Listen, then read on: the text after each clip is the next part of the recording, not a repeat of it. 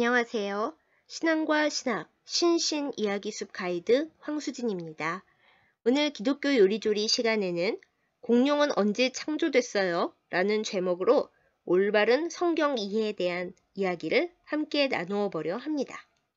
어린 친구들에게 성경 이야기를 들려주다가 가장 자주 받게 되는 질문이 있습니다. 바로 하나님께서 공룡을 언제 만드셨냐는 거예요. 성경엔 모든 동물들과 인간이 여섯째 날에 창조되었다고 기록되어 있으니까 그렇게 답하고 넘어갈 수도 있지만 실상은 그렇게 단순하고 간단한 문제가 아닙니다.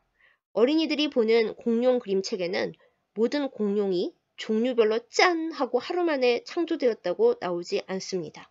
잠깐만 훑어보아도 진화 과정이 복잡하고 새 종류인지 파충류 종류인지 그것부터 논란이 큽니다. 새라고 보면 여섯째 날에 창조된 것도 아니에요. 어디 그뿐인가요? 과학책에서는 인간이 공룡이 멸종된 후 한참 나중에 태어났다고 가르쳐 줍니다. 성경에서 적혀 있는 같은 날 창조될 수가 없다는 거죠. 그런데 모든 동물이 전부 다 하루 만에 나왔다고 얘기해 줘 보세요. 교회 다니는 모태신앙인인 어린이조차도 에이 거짓말 너무 무식해 그럴 겁니다. 아니 그럼 우리가 뭐라고 대답해야 할까요? 엄밀히 말해서 공룡이라는 동물은 성경에 나오지도 않는데 말입니다. 성경에 없어 해야 되나요? 난처하기 짝이 없습니다. 성경은 하나님께서 들려주시는 하나님 이야기입니다. 하나님께서 하나님 그분에 대해, 하나님의 꿈과 소망에 대해, 하나님의 계획에 대해, 하나님의 마음에 대해, 그리고 약속의 동반자이자 역시 이야기하는 존재인 사람에게 말씀하시는 책이지요. 성경은 긴 세월에 걸쳐 여러 저자들이 다양한 환경에서 구약은 고대 히브리어, 신약은 고대 헬라어로 기록했고 긴 세월 동안 편집되고 해석된 과정을 품고 있는 책입니다. 하나님의 감동으로 성령으로 기록된 건 확실하지만 글자 그대로 하나도 틀림없이 완벽한 백과사전은 절대 아닌 거지요. 성경의 내용만으로는 이 지구의 과학과 역사를 다 풀어낼 수 없어요. 성경이 백과사전도 과학책도 역사책도 아니라는 것을 분명히 알아야 합니다. 그리고 옛날의 역사 기록 서술 방식은 정확한 숫자를 기록하는 요즘 방식과 많이 달랐답니다. 상징적인 의미를 담아 기록한 경우도 많았고 숫자적으로 정확하지 않다고 그것을 거짓이라고 여기지도 않았대요. 성경은 하나님과 세계 사이의 관계에 초점을 두고 기록된 책이고 인간의 구원 역사를 다룬 기록입니다. 그 과정 중에 다루지 않은 이야기들도 많고 성경 각 권의 저자들마다 같은 사실에 대해 다소 다른 관점으로 기록한 이야기들도 있어요. 보수적인 기독교인들 중에는 성경이 하나님의 말씀을 빠짐없이 적어놓은 책이라고 하면서 틀린 부분이 단 한 글자도 없고 따라서 지금을 살아가는 우리들 역시 성경의 글자를 글자 그대로 믿고 지켜야 한다고 주장하는 이들이 있습니다.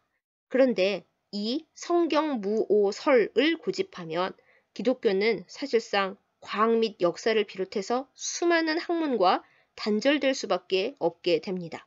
극단적인 경우 남녀 차별, 노예 제도 등 각종 악습도 성경에 나와 있으니 옳다, 아니다, 지금은 틀리다는 등 시대착오적인 소리를 하게 되기도 합니다.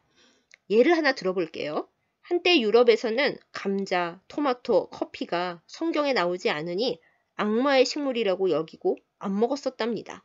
그래서 커피를 좋아했던 어떤 교황은 악마의 음료라고 하는 커피에게 거룩하게 되라고 세례를 베풀기까지 했어요. 그리고 성경 그대로 지키자면 우리는 오징어, 새우, 돼지고기 등등 못 먹을 것이 수도 없이 많아집니다. 입으면 안 되는 혼방 옷도 많고요. 만나면 안 되는 사람들도 너무 많아서 생활을 할 수도 없게 되지요. 사실 교부 시대부터 이미 극단적 성경 무오설은 용납되지 않았기 때문에 제대로 신학교육을 받은 기독교인이라면 성경 무오설을 맹목적으로 지지하지 않습니다. 그런 것이 상식적이고요. 성경은 다양한 환경에서 다양한 장르의 문학으로 기록되었기 때문에 제대로 공부하면서 제대로 읽고 제대로 해석해야 됩니다.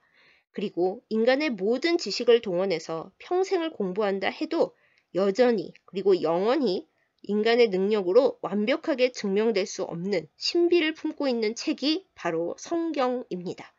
그러니 여러분, 교회가 모르는 성경의 비밀을 풀어준다며 교회에 알리지 말고 몰래 공부하자고 하는 이들을 막 따라다니시면 안 돼요.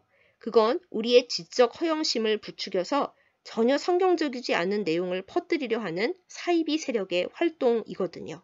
성경 공부는 여러 언어와 기독교 전통과 역사에 대해 오래 전문적인 교육을 받은 공인된 사역자들 및 그 사역자들에게 교육받은 교사들과 하는 거지, 하나님과 영통한다고 하면서 한글 성경조차도 엉터리로 읽고 해석하는 잘못된 집단에 들어가서 몰래 하는 것이 결코 아닙니다. 애초에 몰래 한다는 것부터가 수상하지 않습니까? 그나저나 맨 처음의 질문으로 돌아가서 공룡은 대체 언제 창조됐나요? 정확한 시기는 하나님만 아시고 하나님은 그 시기를 성경에서 알려주지 않으셨습니다. 허탈하죠. 누군가가 그 문제를 붙잡고 늘어지거든 성경은 백과사전도 역사책도 과학책도 아니고 하나님이 세상을 얼마나 사랑하시는지 그리고 우리를 어떻게 구원하시는지를 그 시대 배경 속에서 기록한 책이라고 대답해 주세요. 그리고 사실 과학자들도 공룡이 언제 생겨나고 언제 멸망했는지 의견이 분분하다고요. 몇십억 년 전 하나님께서 인간을 만드시기 전에 있었다가 사라졌는데 성경에는 나와 있지 않다라고 대답하시면 충분할 것 같습니다. 모르는 건 모른다, 없는 건 없다고 말해야 정직한 거고요. 아, 혹시나 누가 요한계시록 해석에 대해 물고 늘어지거든 그러시는 당신은 유대 묵시문학에 대해 배웠느냐고 다시 물어보세요. 묵시문학은 당대의 암호와 상징으로 가득해서 웬만한 노력 없이 공부 없이 기도만 했다고 그냥 막 풀리는 허술한 장르가 결코 아니거든요. 오늘의 기독교 요리조리는 여기까지 하겠습니다. 오늘의 나눔이 우리가 성경에 대해 오해를 바로잡고 미혹에 빠지지 않게 되는 작지만 필요한 버팀목이 될 수 있기를 소망합니다. 감사합니다.